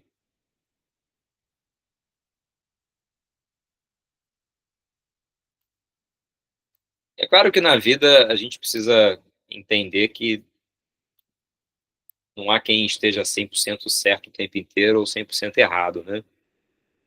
A vida é mais complexa que isso. É óbvio que o setor tem a sua importância econômica, mas isso não exime da responsabilidade dos danos que causa. Só o não reconhecer já é um problema, né? Mostra que a gente está longe de poder reverter o que quer que seja. Chegamos à China, hein? A China construiu mais de 30 mil fábricas inteligentes como parte de sua estratégia de modernização industrial, informou o Ministério da Indústria. O avanço faz parte de um plano mais amplo de digitalização da manufatura e também resultou na criação de 1.200 fábricas de nível avançado e 230 de excelência. A iniciativa busca reduzir custos, aumentar a eficiência da produção e aprimorar o controle de qualidade. Segundo o Instituto, o Ministério, melhor dizendo, as fábricas registram ciclos de desenvolvimento 28% mais curtos, eficiência 22% maior e 50% menos defeitos de produtos. Além disso, as emissões de carbono foram reduzidas em 20%, indicando um esforço de sustentabilidade no setor. A estratégia chinesa exemplifica uma tendência mundial relacionada à chamada indústria 4.0, ou a sociedade pós-industrial, nessa nova fase de desenvolvimento industrial. O que essa nova etapa industrial tem como característica, né? Essa nova etapa industrial é caracterizada principalmente pelo ou pela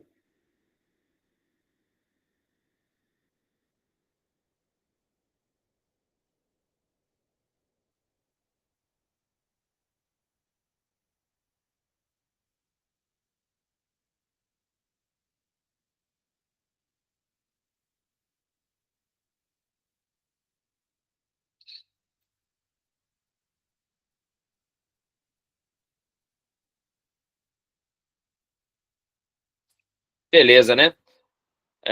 Uso intensivo de tecnologias digitais, a inteligência artificial, a internet das coisas e a automação integrada.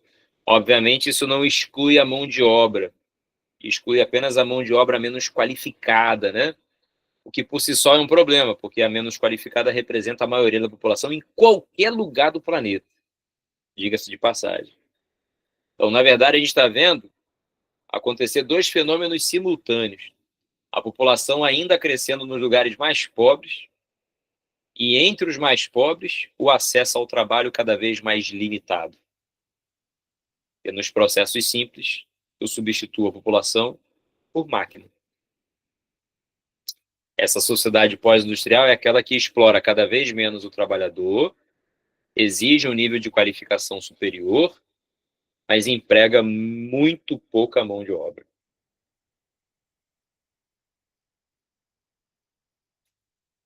Então, Luciana, ela se baseia no modelo toyotista por suas características especiais, né, de produção por demanda, redução de custos operacionais, mas ela também se integra na parte do desenvolvimento tecnológico com o volvismo também, que é um pouco mais sofisticado, né? Mas não substitui o modelo de produção da Toyota, não, pelo contrário, né? Ele se integra, priorizando o investimento em ciência de ponta, que vai permitir, por exemplo, a criação dessa internet das coisas e a integração com mecanismos artificiais de processamento, inteligência, né? Então, ela é uma espécie de um híbrido entre o toyotismo, que vai acontecer na quarta fase da indústria, né? Terceira revolução, e essa 4.0 pós-industrial, que está na quinta fase, e que não necessariamente é chamada de revolução, né?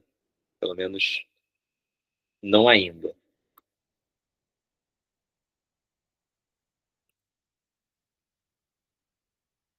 Mais uma, hein? Essa aqui eu peguei, ela já caiu na UERJ, né? E para quem assistiu a aula do primeiro exame de qualificação, a gente já fez essa questão também. Mas eu trouxe muito mais para poder fazer um resumo de elementos e fatores climáticos para vocês.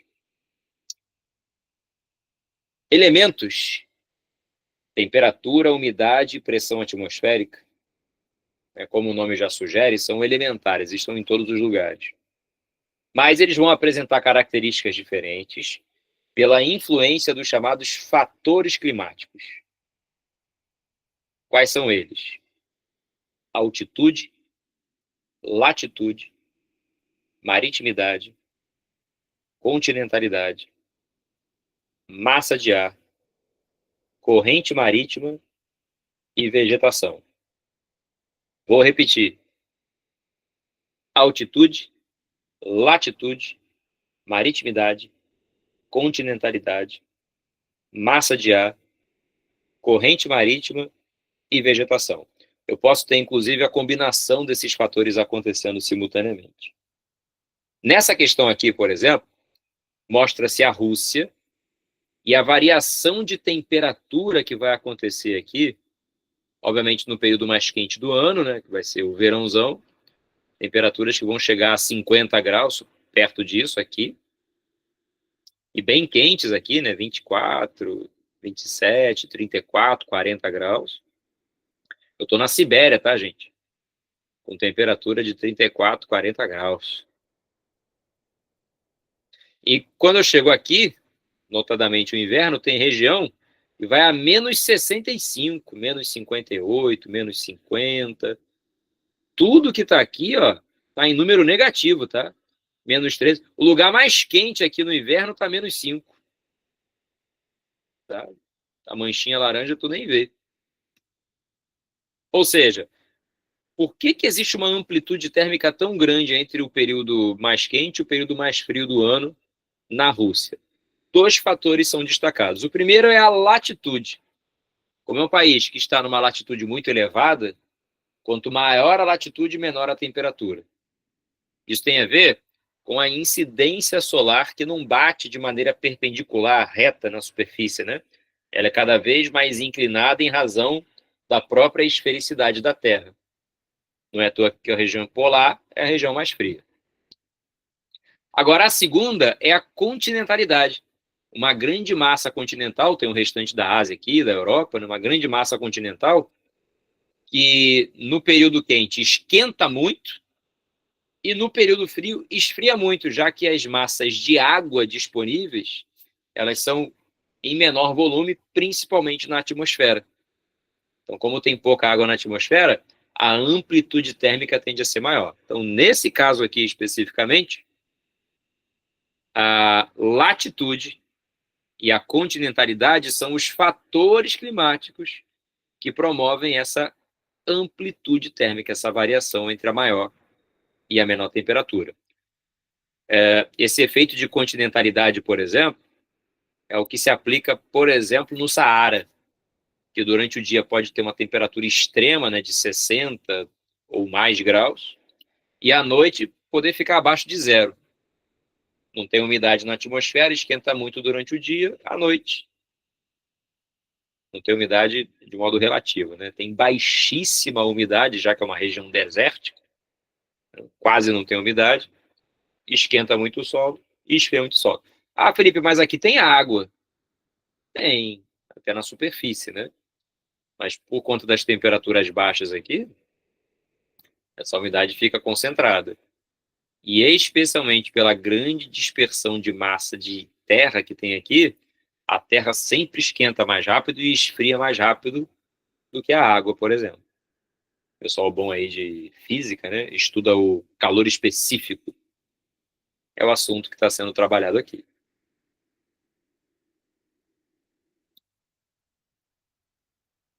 Próxima questão. Vou aumentar aqui primeiro a imagem só para facilitar a leitura. A letra está muito pequenininha. Vou traduzir algumas coisas aqui, porque fica meio embaçado quando amplia, tá? Basicamente, o que você está vendo aqui é uma setinha apontando para o mais quente e para o mais frio, né? Então, mais quente e mais frio. E aqui em cima, do mais seco, ou com uma umidade mal distribuída, e aqui mais úmido e com uma umidade mais bem distribuída. O que essa imagem está mostrando? Se o lugar é muito quente e muito úmido, a vegetação ela vai ser mais biodiversa. Eu vou perceber uma grande variedade de espécies na superfície, como é o caso das florestas tropicais equatoriais, como a Amazônia, por exemplo. Se for frio, mas for úmido, eu também vou ver uma floresta densa, só que mais homogênea. As florestas de coníferas, como a taiga, por exemplo. Agora, independente de ser quente ou frio, se o ambiente é seco ou tem pouca umidade, essa vegetação já vai ser mais espaçada, mais arbustiva, né? Tá uma mais afastada da outra, arbustos menores, com poucas folhagens e menor biodiversidade. Então, quanto mais quente, mais úmido, mais biodiverso. Quanto mais frio e menos úmido, menos biodiverso. Quente, menos úmido, menos. Frio e mais úmido, mais homogêneo, apesar de ser uma floresta mais densa. Acabou a questão. Ó.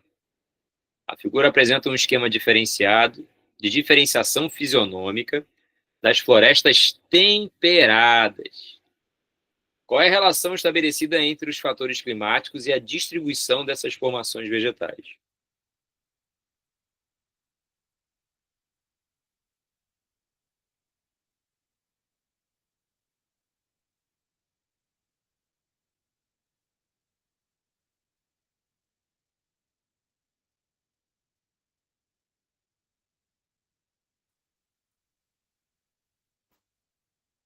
Vai ficar fácil de responder, embora existam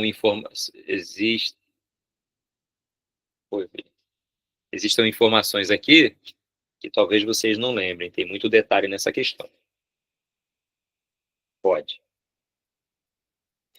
Ó, ganhamos uma boneca da sorte aqui, ó. Minha filha veio dar boa sorte para vocês na prova do Boa domingo. sorte. Um beijinho para eles, dá tchau. Tchau. Milena, é o nome dessa linda, viu?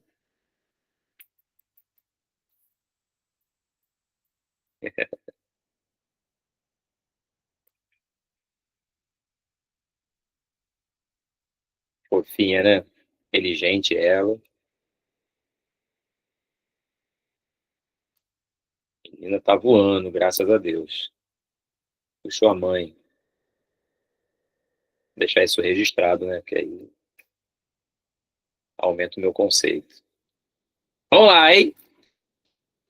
As densas florestas temperadas estão presentes nas áreas mais úmidas do hemisfério norte. No hemisfério sul também, né? Isso é uma verdade. A B diz assim, ó, as altas latitudes favorecem o aumento da temperatura. Acabei de falar na questão anterior, né? Quanto maior a latitude, mais perto do polo, menor a temperatura, então não serve. O calor e a elevada umidade contribuem para o desenvolvimento da vegetação decídua. O que é isso, Felipe? Decídua é a vegetação que perde a sua folhagem no período mais seco. Completamente diferente de uma região de floresta úmida, em que a vegetação fica com a folhagem preservada. É uma vegetação perene, como a da Amazônia, por exemplo. Tá? Vegetação que perde folhagem é aquela que perde especialmente no período mais seco, tá? Ou na região mais seca. Áreas secas e de baixa temperatura proporcionam a diversidade arbórea. Arbórea é a vegetação arbustiva, de gramíneas.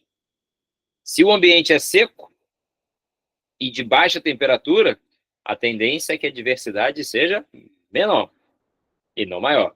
E áreas quentes e úmidas favorecem a formação de florestas homogêneas, de coníferas. Não. É lugar frio e úmido, como essas aqui. Tá? Para ser homogênea, tem que ter temperatura baixa. Para ser heterogênea, temperatura mais alta. É verdade, né, Andressa? Eu sou suspeito para falar. Mas a pequenininha tá voando. Tira 10 em tudo na prova de matemática, na prova de português. Aí deixa eu lamber a cria, né? Virou aluna olímpica, né? Ganhou medalha de Olimpíada de Matemática, medalha de Olimpíada de Português. Tomara que ela continue assim, gostando de estudar. Quer dizer, gostar não é muito termo, né? Mas continue estudando.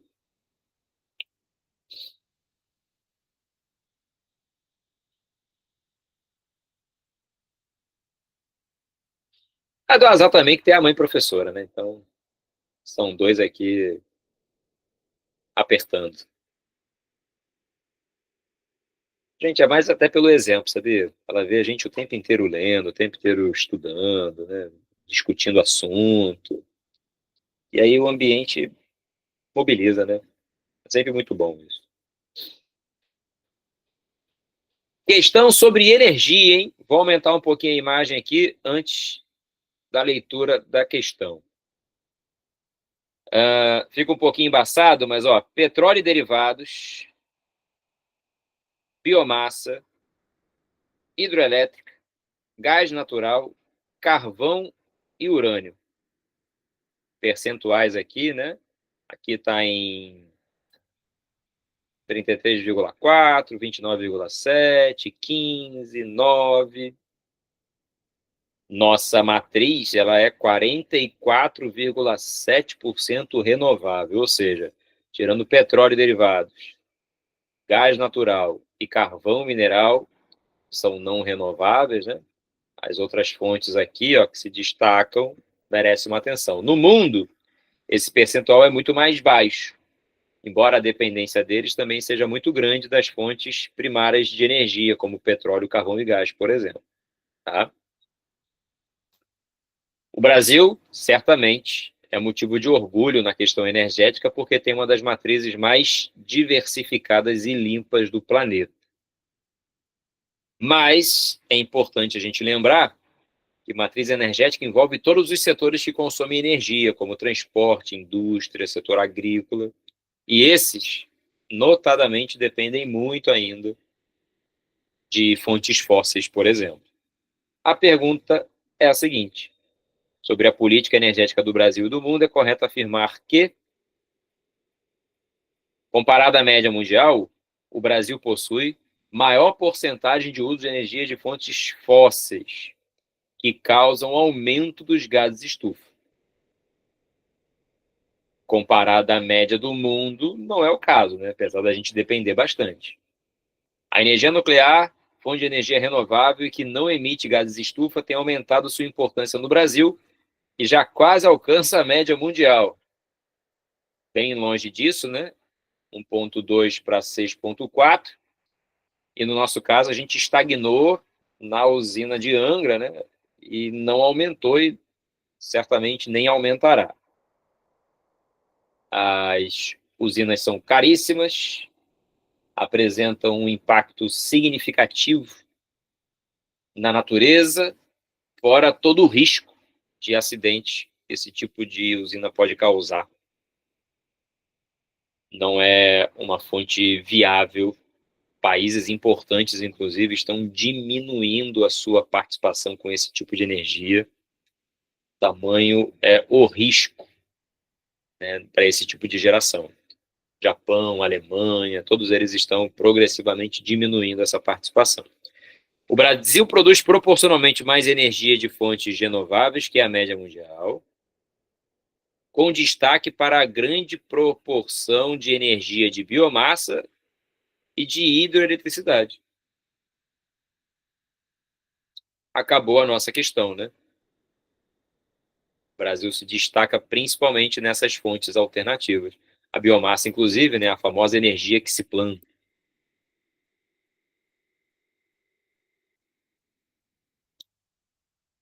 Pois é, Luciana, um dos complicadores para as fontes alternativas e limpas de energia, né, renováveis, é que a solar, a eólica e a hidráulica dependem muito das condições climáticas para que elas tenham maior ou menor potencial. E isso oscila muito, né? Dependendo do período do ano que você esteja, da região que você esteja. Não choveu na cabeceira do rio como deveria, não encheu o reservatório, comprometeu o abastecimento e a energia. Instalou energia solar, ficou nublado muito tempo, potencial caiu. Não ventou como deveria, potencial caiu. Então, esses complicadores, infelizmente, não são descartáveis. Próxima questão, hein? Vou dar uma acelerada aqui que a gente está com tempo curto. Considerando a dinâmica ambiental de grandes metrópoles, como São Paulo, as circunstâncias locais para a elevação do índice de chuvas apontadas no texto estão relacionadas ao fenômeno de... Aí vem aqui, ó. Os eventos extremos de curta duração, como as chuvas intensas que caíram sobre São Paulo e outras cidades brasileiras, com suas trágicas consequências, vão se intensificar com as mudanças climáticas em curso há algumas décadas.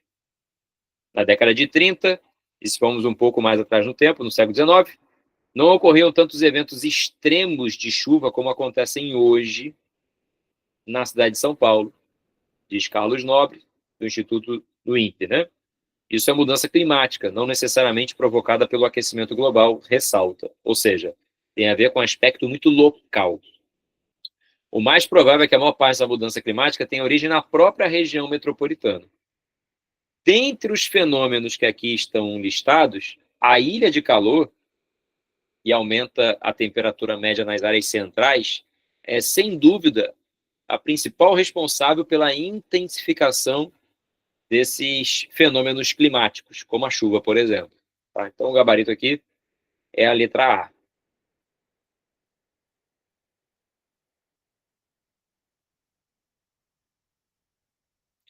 Na questão 18, o texto fala sobre metropolização. E diz que a metropolização é um fenômeno universal caracterizado pela concentração em áreas urbanas doravante fluidas e abertas de um número crescente de habitantes, utilizando as TICs e se dedicando cada vez mais ao setor de serviços.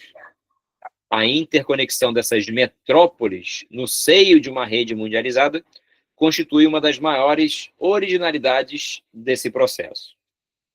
Historicamente, as atividades econômicas, não só no Brasil, mas usando o Brasil de exemplo, sempre foram fortemente concentradas nas metrópoles, o que ajudou a atrair uma população que se concentrou nessas cidades. A urbanização, que é o crescimento populacional em áreas urbanas, em países como o nosso, foram caracterizadas por uma metropolização, que é o crescimento da população nas metrópoles, especialmente. Área urbana, mas especialmente na metrópole. Tá? O que isso provoca, né? Um aglomerado populacional que cresce, muitas vezes, de maneira desordenada, já que a capacidade de infraestrutura necessária para atender a população, na imensa maioria das vezes, é insuficiente para tanta gente. Seja para abastecimento, serviços, moradia, não importa, né? Ela fica sempre comprometida. Aí a pergunta é, a consequência natural de toda essa dinâmica urbana, né, que é a metropolização, é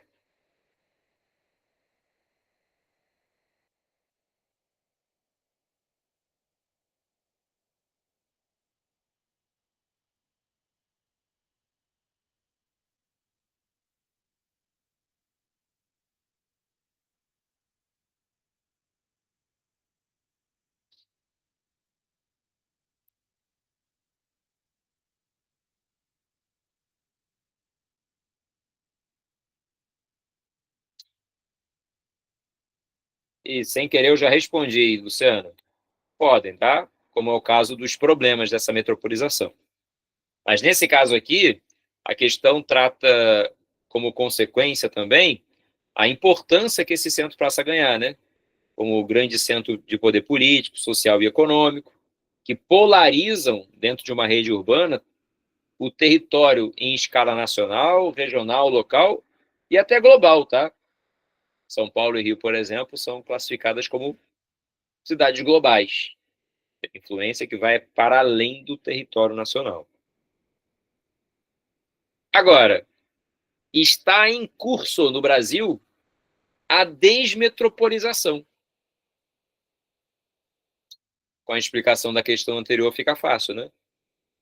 Desmetropolizar é ter a saída da população das metrópoles, sobretudo buscando aquelas cidades que, com maior poder de atração para setores produtivos, se tornam mais dinâmicas, atraindo a população, especialmente as cidades médias, próximas dessas grandes metrópoles e regiões metropolitanas. Então, a pergunta é, o processo de desmetropolização observado no Brasil desde o final do século XX é caracterizado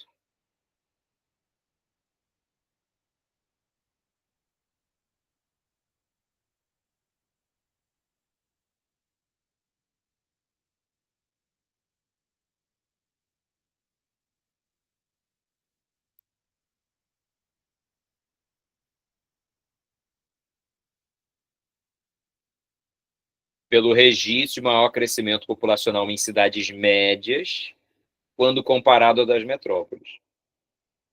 Quer ver um exemplo? Maricá.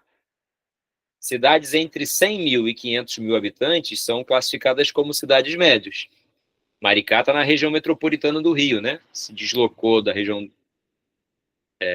dos lagos, né?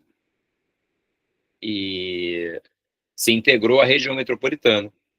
E é hoje no Brasil, entre os 5.700 municípios, o terceiro que mais tem taxa de crescimento populacional.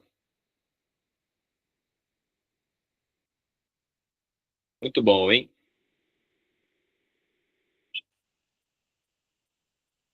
Pessoal, na indústria, estudem o Fordismo e o pós-Fordismo, tá? Suas características.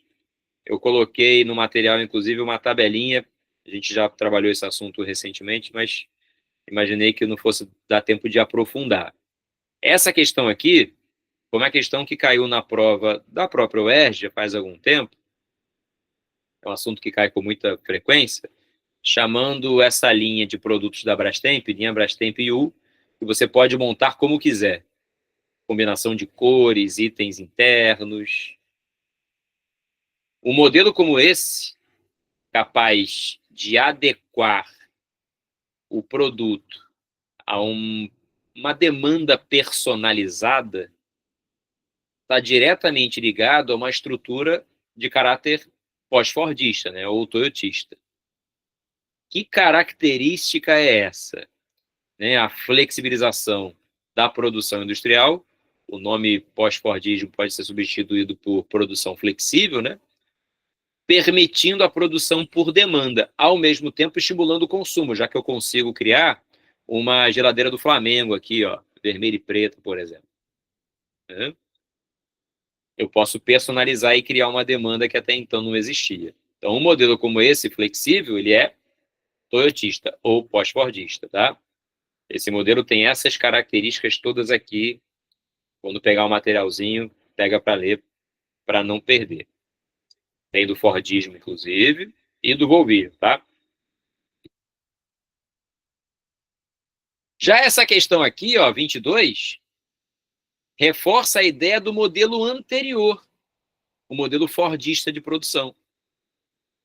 E o Charlie Chaplin, nessa imagem clássica do seu filme Tempos Modernos, né, faz uma crítica ao modelo fordista de produção.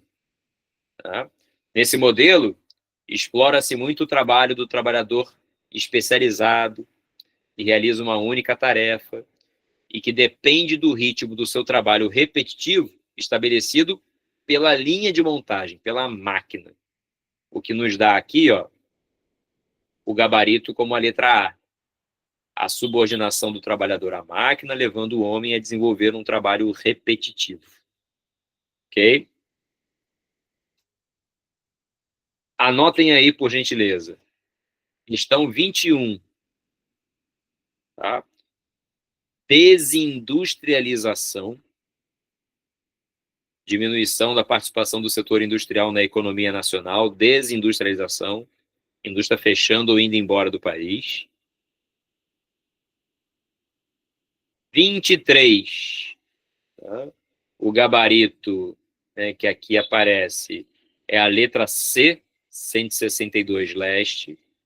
São questões da UERJ, tá, gente? Então a gente já viu, coloquei, era só para reforçar. 24, letra C, garantir o suprimento de insumos industriais, fala sobre a nova rota da seda, tem um materialzinho explicando. E a 25, que fala sobre a OTAN e a entrada da Finlândia, né, no final ali de 23, nesse caso aqui, uma cooperação militar de defesa, gabarito letra A. Eu coloquei um mapinha da OTAN novo para vocês também poderem analisar. Não vai dar tempo de fazermos essas questões, porque eu tenho um compromisso agora depois da aula inadiável. O modelo fordista, Luciano, impactou muito no início do século XX, porque criou um senso coletivo de muito trabalho, uma grande oferta, né, de postos de trabalho para populações menos qualificadas e que, ao mesmo tempo, mudou o padrão de vida estabelecido pelos Estados Unidos como modelo global, inclusive, de ser um modelo de consumo de massa em razão dessa produção em massa. Infelizmente, esse modelo não foi sustentável. Ele não conseguiu manter o mesmo nível de produção e de produtividade em razão de uma demanda que não crescia no mesmo ritmo. O pós-fordismo, ali por volta de 1970, corrige os defeitos do fordismo, produzindo sob demanda, mas estimulando mais o consumo do que a produção. Queridos, espero ter ajudado. Desejo uma ótima prova para vocês, muita paz, muita tranquilidade, se organizem, sejam os últimos a saírem da sala no domingo, tá? Façam a prova com clareza, eu tenho certeza que vocês estão muito bem preparados para fazer, tá bom? Grande beijo, fiquem com Deus, até para a semana!